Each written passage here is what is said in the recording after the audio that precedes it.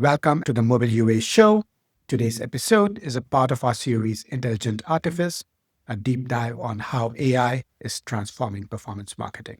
Since 2018 and over 250 plus episodes, we've been deconstructing how the best performance marketers actually win. Every week, I sit down with the operators shaping it, or we tear about the ad systems behind the highest performing advertisers in the world. I'm Shamant Rao, founder of Rocketship HQ. Let's get into it.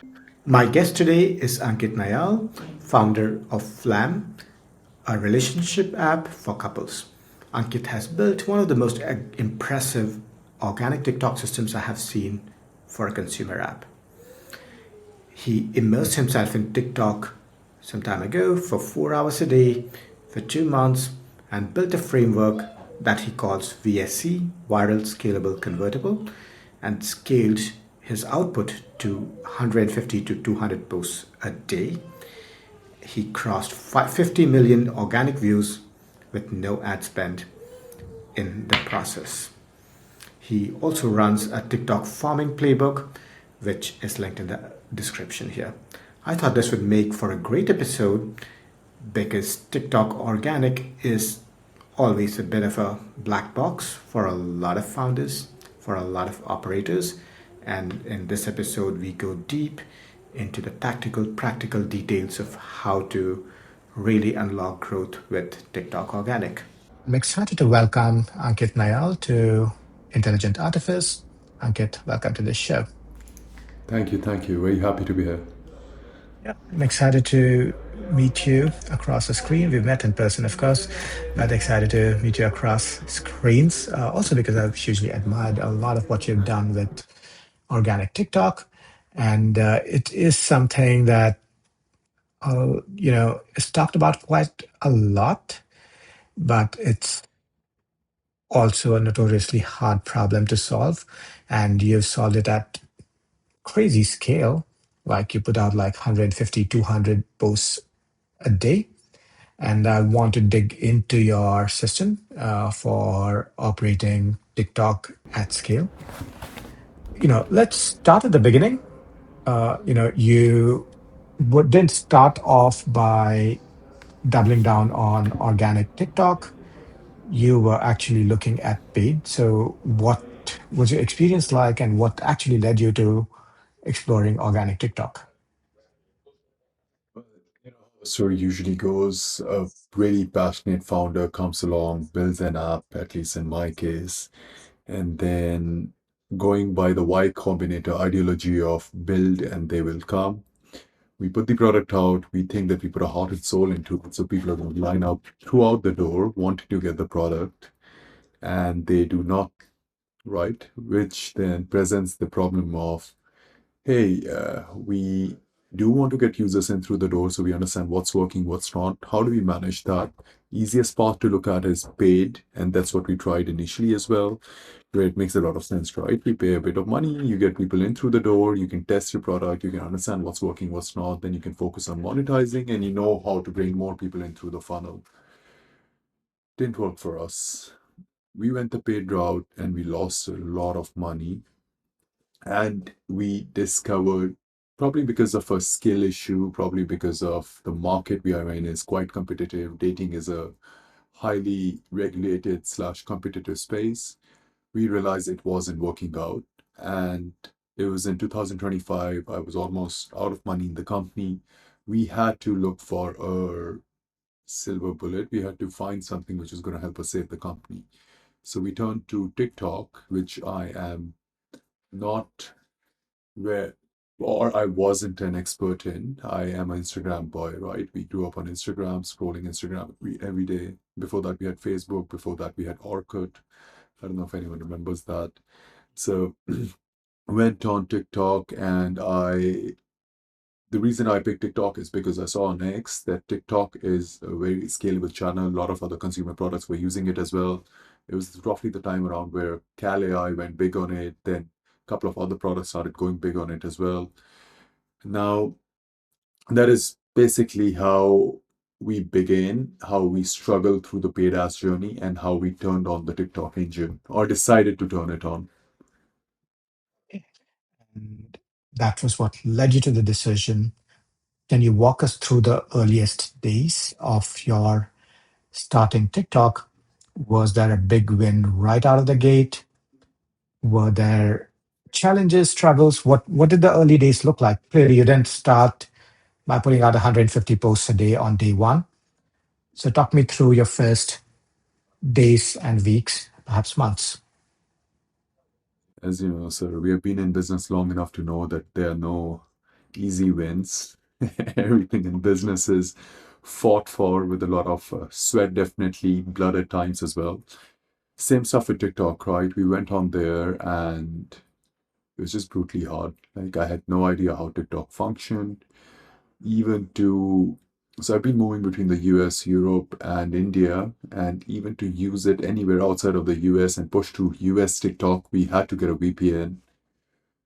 And the whole setup was a frenzy, right? You need to have the right infrastructure, you need to have the right hardware. If you do a certain thing, TikTok shadow bans your account, which means your posts are not getting pushed out. So we discovered a lot along the process. Initially, taking you back to the journey, when we initially got onto it, when I was struggling with it, I realized that the only way for me to figure this out was to immerse myself into TikTok like a TikTok native. So I went on TikTok, I scrolled TikTok for 4 hours every day for 2 months. It was Mhm. a comparable equivalent to having McDonald's every day for breakfast, lunch, and dinner, and maybe snack as well, which was to say that it was very not dopamine wise pleasant. But after that period, we started laying a framework in place. The first thing we understood is how do we set the right infrastructure? How do we run the phones in the right manner? How do we plug in the right proxy? How do we do the right resets? How do we create the account? How do we warm up the account? All of this to ensure that TikTok doesn't begin by flagging your traffic. Now, once this first step came into place, then we started playing around a bit with the content. We ran a lot of tests, and I believe that any kind of marketing, which I'm sure you will agree, is about A/B testing and understanding what is working, what is not, then drilling deeper into what works and discarding what doesn't work. So this was kind of the starting process of TikTok and how we began on the journey. Yeah, and it certainly isn't easy. I've certainly seen and talked to a lot of folks who have basically been stuck in the 200 view jail, as they say. So really, you shut yourself in a cave, looked at TikTok. What were some of the things you noticed sitting in a cave that you wouldn't have noticed otherwise, that you hadn't noticed prior to this? Some of the things would sound quite well. Firstly, being in a cave allowed me to run experiments without being distracted. Otherwise, I don't know if you've been on LinkedIn, if you've been on X, but you'll notice there's a constant influx of new information or new things which could be done right. Right. And if you have that much data coming in, you never have any idea. Should I be trying this? Should I be doing this? Should I be doing this? So being in a cave, one, allowed us to run our own experiments and understand what would work well, not by getting distracted, but by instead running clean tests. Second thing it allowed me to do is understand what kind of content performs on TikTok. It's not the same as Instagram, where because you have a certain audience build up already, you can leverage that audience to push any kind of content you want and it get pushed to a wider audience. Instead, how TikTok operates is initially when you post any video, if it doesn't get shadow flagged, it doesn't get banned, then it's going to be shown to a cohort of 300 users. Now, they might exactly fit your demographic, they might not, but depending on how they react to the content, how they interact with it, they engage with it, the video gets pushed to the next batch of 300 users, and TikTok keeps tracking on this engagement. So it keeps tracking how other people responding, and it'll push more to those type of users.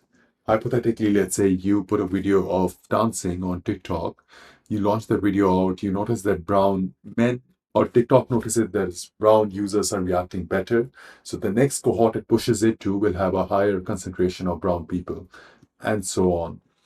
Now, this is one of the reasons TikTok is a gold mine for consumer apps, because you can go on TikTok without having a large follower base and TikTok gives you the same credibility, same push as someone with a larger following. And this is one of the key things we discovered by running those experiments. This is why we decided let's dig deeper and go deeper into TikTok. Yeah, yeah. And in terms of the creative formats that you were posting, what difference did it make post this immersion, right? Because you probably had certain ideas about, hey, we want to post XYZ. Did that change dramatically once you went through this immersion process? Biggest thing that changed for us is the way we thought of it.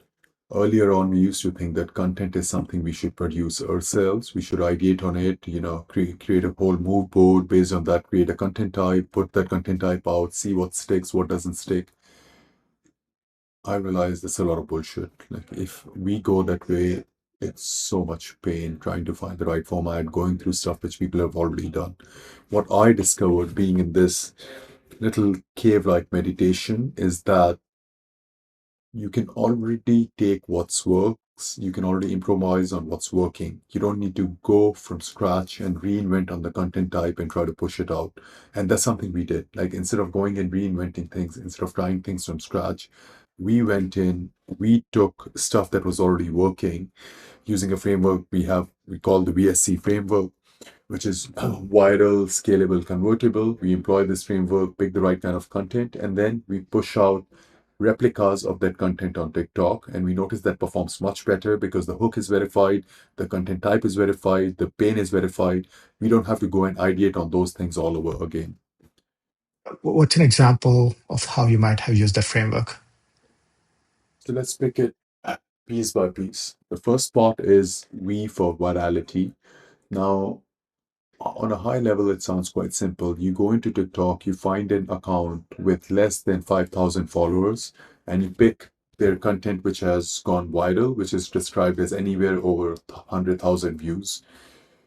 Sounds good on paper, but the issue is what a lot of people ignore is the trend score of this content, which means that when did it go viral? How did it go viral? How is it picking up still? What is the tracking of this content time over time? So that's something we involved in the we component where we go into a content, we see if it's trending currently or not as well. That's quite important for your content to go viral right now. If you pick a piece of viral content that went viral 3 months ago, it doesn't apply right now on TikTok. So V is you pick the right piece of content. Then S is you try to figure out if the content is scalable or not. What that means is if you can take a brilliant piece of content, create one copy of it, it is really hard to scale it. And I believe that TikTok is a volume game. We like at one point we are pushing out 150 to 200 pieces a day. And for that, we need to employ heavy scale and big formats that can be replicated easily across accounts. Ideally, in our case, that is, you can use real UGC for reaction videos, or you try to employ a lot of AI, which is what we do. And the third part is the trickiest. Shamant, out of all the views we garnered, roughly 50 million plus, I would say more than half of those were wasted because we didn't understand the last part until later, which is that conversions are really important to the content. You can have content go viral, you can have content you can scale, but if it doesn't convert to downloads for your app, it's not going to work.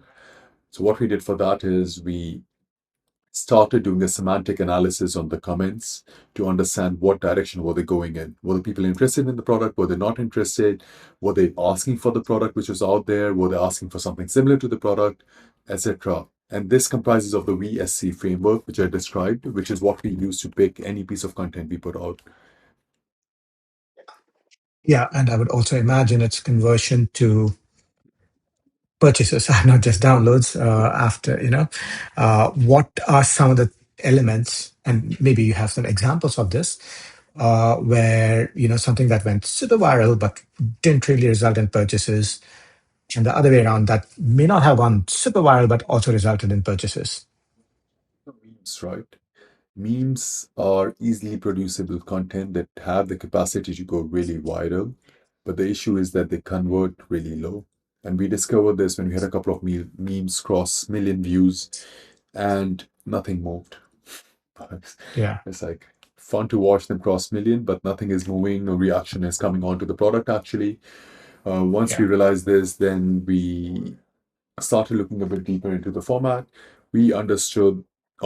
Another example would be in this case, memes roughly got us a 0.1% conversion rate, uh, which is not that high when you look at the amount of effort you need to do to unlock the right kind of meme. On the other hand, we have a reaction video of a girl reacting to a hook and responding. Next scene is an app clip that converts much better. That leads to roughly 0.5% conversion. And what that means is, even if you have a video with 100,000 views, but you have the right conversions on it, that will give you much better bang for your buck than a video that hits 2 million views but low conversion. Yeah, yeah. Right. Ultimately, you just don't want the crazy vanity metrics. That makes sense. And I know you briefly talked about AI. Talk to me about what you were using to produce the content in the early days. How much AI, how much real creators? Let's start with the early days. Yeah. Early on, we began with, well, I filmed myself a lot. I filmed Okay. myself a lot, and I discovered that a brown man is not the best to sell into the American market. And it was probably my accent as well. So once we came to that discovery, we started playing around and seeing how could we get uh, women coming on and doing UGC for us. So we employed two methods. One is we worked with some creators, also which were posting content on their own account. So we employed UGC and we hired them in house. We trained them in house. We put them out in house, and that worked quite well. We also, at the same front, tried hiring creators in Eastern Europe so that they could also create content for us, not push it out because we had the infrastructure in house, but create content for us and we could leverage that content. Um, what we noticed with both of them, AI UGC was a lot of management work. It was really hard to manage that at the same front while trying to build an organic channel. Not AI UGC, I'm sorry, real UGC. Managing the creators is a piece of work and it takes a lot of effort. So even though it was leading to positive results, we could only focus on one of the avenues, either organic TikTok or through UGC creators. And we decided to go the organic way. Then organically, while we were sourcing the content from Russia, it was working well. But using Google Translate or ChatGPT to translate every single thing was a big pain in the ass. And it started wearing down as well. And that's when, roughly around the time when the model started improving, we had Sora, which came out, Sora 2, which came out, incredible model, performed really well. And we started plugging into it directly instead of going the real UGC route. Yeah. Yeah. Uh, and I know you told me about this offline, but talk to me about how you recruited folks from Russia, why you chose Russia, and talk to me more about some of the communication challenges that you briefly hinted at. Um, well, we went on Kwork.ru. It's like the Fiverr of Russia. Went on there, we tried putting our post there. And the reason we picked that, very honestly, is because we were able to get videos for as cheap as $1 for a minute recording, right? So they would do multiple reactions in 1 minute, and each reaction would cost us roughly around 25 cents for a 10 to 15-second reaction, which was incredibly cheap. Like, it was just a matter of economics, and economics worked out really well for us. So it worked quite well. We tried that approach, and then the big hurdle came is when we started putting out jobs, we had a lot of applicants come in. When you had applicants come in, we had to negotiate with them, talk with them, interact with them, train them. And doing this already with a creator who speaks English is hard. When you combine that with the fact that they can't speak any English, or they could not, at least the ones we located, and we can't speak Russian, so we had to rely on ChatGPT all the time to pull this communication back and forth. And it's quite easy if you just need to tell them a set of instructions that, hey, go create a video. But if you need to tell them, hey, I want you to react like this, these are the reference videos, this is what you need to pick from, this is what you did wrong at the last one, and you do this across 5, 10 people at the same time, it adds up quite a lot. And that is one of the reasons we had to pull off this plan and we had to switch out of using the Russian UGCs. Yeah. So I take it that these creators were not speaking; they were reacting. These were voiceless videos. Yeah. That's Okay. one of the hurdles there. Yeah, I can imagine. Right. So, and talk to me about the shift to AI creators. You talked briefly about using Sora. Yeah. What was that shift like? What, in your experience, has AI been able to do, and what it hasn't been able to do at this point? I think just to be clear about one thing is that the point keeps changing every couple of months. Like, I don't know if you remember that video of Will Smith eating spaghetti, which went viral everywhere, and how it has transitioned to show the progress in AI capabilities over time. When we initially launched onto the model, I think we started plugging in with Kling, the original one. I still don't recall, actually, it was a long while ago, but we used FAL, we plugged in with Kling. Then Sora came out, we started using Sora. Then Kling came out with motion control, so we plugged in with motion control. Then Seedance came out right now. Actually, VO3 was also in the middle, which came out through Google. Now, what I'm going to tell you is based on our experience right now. Again, very different than what the next couple of months are going to look like, very different than what the last couple of months look like. Our experience right now is we've been able to really hone down on AI UGC. We realize that there are a couple of limitations. If you have them doing anything longer than 15 seconds without breaking it into multiple clips, it doesn't work well. If you try to create hyper realistic close ups, it doesn't work really well. But what we discovered is a couple of things we do right now to get the AI UGC right. One is we realize that one scene needs to be broken down into multiple scenes. Like if you have the AI speaking continuously, it's more detectable. If you take a 10-second scene and break it down into 333.5 or 3.5, it works better.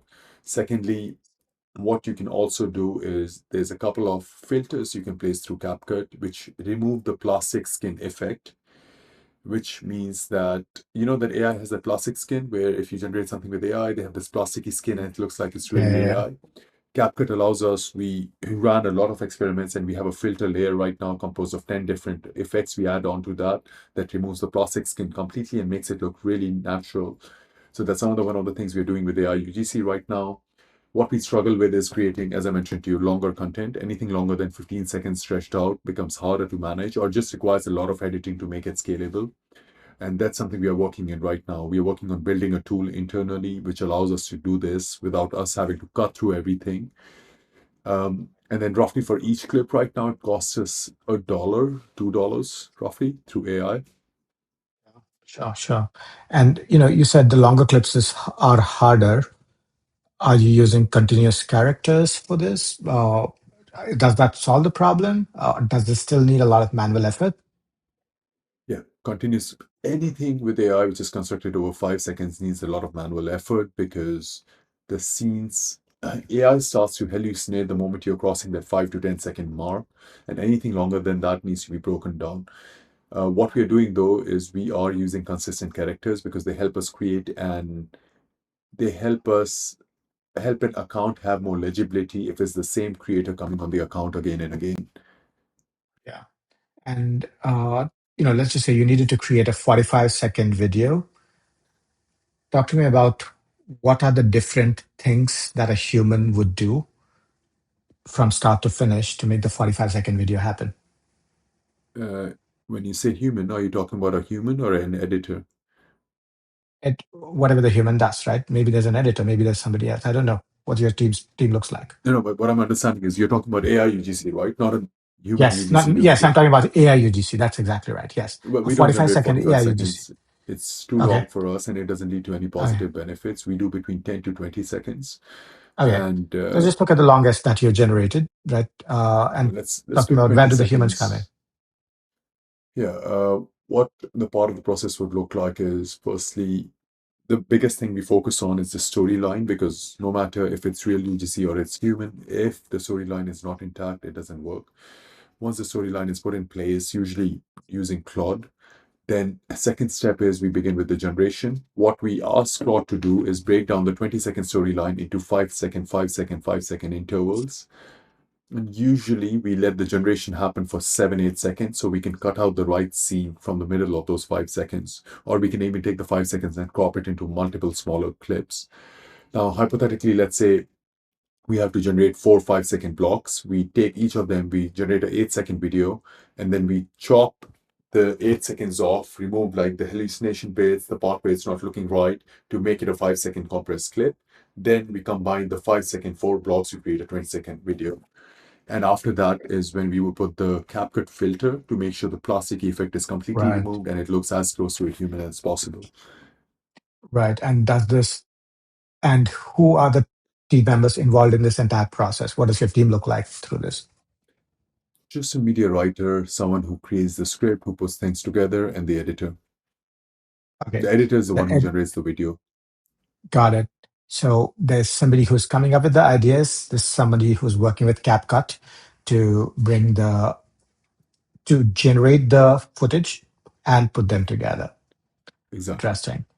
Yeah. And with all of this, are you still using voice, or is it still voiceless? We do combine voice sometimes. For that, we have an extra 11 Labs plugin which comes in. So we Yeah. just call that in. We've got a couple of voices on 11 Labs that are quite natural. We try to Okay. incorporate those voices. If we are not doing it for a creator account, then we let Seedance generate the voice itself, and it is not that far from real. Okay. I also asked because with lip sync, it's still a challenge, at least in my experience. So I'm always very curious. Uh, from what you're saying, if I understand correctly, you're using voices as voiceovers, but not to lip sync the Yeah, creator. Right. exactly. Okay. Got it. Got it. Which I imagine makes it easier, right? Because you're not worried about the lip sync anymore. Yeah. Sora 2, before they pulled it off the market, used to be actually quite good at Okay. the lip syncing. But as we know, Sora isn't available right now. Yeah. Yeah. Yeah. Yeah. Uh, with any of the new and upcoming models, you referenced Kling, Seedance, any of these steps in the right direction, or do you feel like lip sync is just not usable lately? I would say it's not usable. I think it's progressed a lot over the last 1 year. Yeah. Um, Seedance definitely has taken the lead regarding any kind of content which is being produced using AI, even regarding the lip sync part. I know that specialized tools like Arcades and HeyGen are doing really good with it as well. When you just look at a raw model, though, just a model in place, Seedance is definitely the top. If you haven't used it, I would highly recommend you to go through it. I really like Seedance performance. Yeah. Yeah. Yeah. We've been just starting to play around with Seedance. But I echo what you said about the lip sync. I think it's still not close to prime time. I think when we do use lip sync, it is with a lot of background editing. So we just don't show somebody talking to camera. We show something in almost like a green screen. We show the person in the part of the screen. That's what we do, and it's still not 100% convincing. But it sounds like at this point you're not doing lip sync at all. When you generate a lip sync, how long do you generate it for? We use we have used not the sort of raw models. We have used sort of models like arcads, and we've tended to do what I think my team runs most of this, but I think the max is about 8 to 10 seconds at a time in a clip, and obviously the characters are already consistent. So you run multiple clips showing the character, yeah, of 8 to 10 seconds each. Breaking it even smaller. I would recommend try breaking it into, like, try seeing if you can have a sentence. Keep the length of the Yeah. sentence is 1 second and do it sentence by sentence. That's going to work a Oh, lot wow. better. Wow. Okay. And is that not super manual and super time consuming? It is. That's why we don't do lip sync because it breaks the scalability part of a framework where we can't push on 150, different Okay. posts if you're doing that. Yeah. Yeah. Yeah. So you just have voiceovers, and that makes it easier. You have basically reactions or people moving through a surrounding, through an Yeah, area, and then you put the voiceovers on top of that. Yeah. yeah. Are there other elements that are important to, just from a design perspective? What are the other elements that are important? You talked about having the footage, which presumably shows an AI creator. You talked about the voice. What else is important? The in Especially, I'm going to talk about TikTok right now, but when you're putting out content on TikTok, the music is quite important. That is why I recommend people not to get a business account, because if you don't have the right music being streamed through, it can make it really hard for the video to go viral. Especially on a platform like TikTok, music plays a massive role. So I would say the factors we look at is one, the video content itself, then the overlay on the video, text overlay on the video, and third is music. These are the three things that play a big important role for us. Yeah. And yeah, I know we started off by talking about how you have about 150 to 200 videos a day. Yeah. And you just described to me how the putting together of a video can be somewhat manual and time consuming, even with AI. How does this process scale to 150 videos a day? The first part is, as we were talking about it, picking content that is scalable. Like you described with the lip syncing content right now, it is possible, but it's just not scalable, right? And that's one of the issues we face with it. So the first step we do is pick content that can be scaled using AI. If it can't be, then it really doesn't fit into a pipeline. We operate on volume rather than just putting out one or two videos a day. Second part is playbooks. What I do is create these AI playbooks that train the editor on exactly what SOP needs to be followed, how things need to be aligned, how needs need to be followed. So think of it like a little factory that starts working, right? You have this prompt, exactly which needs to be injected. You use Higgsfield or some other model, and you plug in like you have six different generations, seven different generations running at the same time. Once everything is generated, then it is understood how to pass them through TikTok. Pass them to CapCut. On CapCut, as you know, the CapCut is brilliant at just swapping clips, and having the same overlay on them. So this allows us to automate a part of the process as well. And then when we're posting on TikTok, we just have multiple phones lined up. We have a system set up in which we push it to either Google Chat or Slack lined up on each of the phones, which receives all the files, and then we directly post them from the phone. Yeah. And that sounds like a very detailed and sophisticated system. Uh, what was the path to getting to 150 posts a day? You started talking about your early days. When were you like, okay, this is actually working? I need to scale. What were the other building blocks that needed to be in place for that?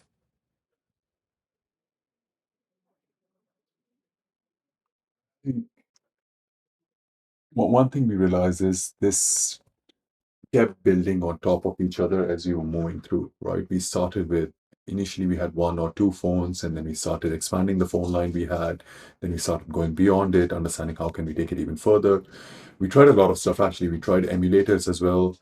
We tried Android devices as well. We tried pulling together a bunch of work and didn't work. Um, and then when we were setting things in, I think that's what I would describe as an SOP, right? We didn't have the SOP laid out from day one, but as we kept moving, we kept standardizing, fine-tuning things, and that's how we established a SOP for exactly how would the system work, how would the system go online. The advantage right now is that we know how to take the system online. The disadvantage is that scaling it from anywhere beyond this means that I have to expand my workforce, which I do not want to do. I'm of the true belief that in the world of AI, you can build a massive company with the minimum amount of employees required. My goal right now, the next step we are working on is seeing how can we automate all of this. Then we use it to scale our own content, and we provide this service to other founders as well. Very cool. Very cool. Yeah. And as you said, right, the content generation can be automated. Just the editor is much harder to automate. Uh, so, a couple of questions. So, number one, did I understand correctly that the editor isn't generating 200 completely new clips from scratch? They're reusing building blocks because otherwise they would basically have to make one clip every 2 minutes or so, which is just not possible. So, what does that modular system look like for the editor? Uh, how do they receive the inputs? How do they, make the outputs that have this sort of modularity? Work on this system for a long time, and what we are trying to do right now is we're trying to switch it out of the manual mode. because you're right, the manual mode is cumbersome. It takes a lot of structure to set in. I also know that tomorrow, if I have to do this with someone else as well, I have to go through this whole process, which doesn't make sense in the world of SaaS when we can just build tools.